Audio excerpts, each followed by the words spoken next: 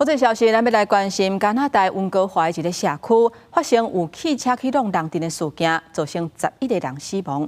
目前知影这个嫌犯有精神的疾病，已经去用抓起来。然后警方是初步排除是恐怖攻击。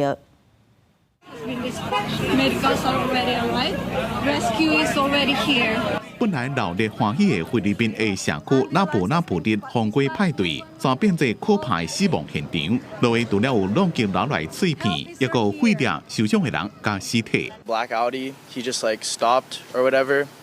I don't know, but from over there, from like the start right there, he just pushed the gas all the way through the whole block right there, crashing into like everyone in his way. I heard like a bunch of like crashing and stuff.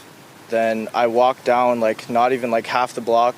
I just saw like a bunch of bodies and everything. 警方讲，这件汽车冲撞案件造成重大死伤，也和这个区域紧迫威胁菲律宾的居民，大家拢惊悲痛。嫌犯差不多30岁，一个人作案，现场就被抓到。The number of dead could rise in the coming days or weeks. The evidence in this case does not lead us to believe this was an act of terrorism. It does have a significant history of interactions with police and healthcare professionals related to mental health. 温哥华有超过14万菲律宾的加拿大人，每年拢办红龟市集来纪念1500年代抵抗西班牙殖民的民族英雄拉普。参加活动的有上万人，警方伫咧活动开始进前，有先做威胁评估，并且封锁附近一间学校的街路。这件案件发生的时阵，是加拿大联邦大选的前一天，总理卡尼取消竞选活动，并且对冲撞案件罹难者表示哀悼。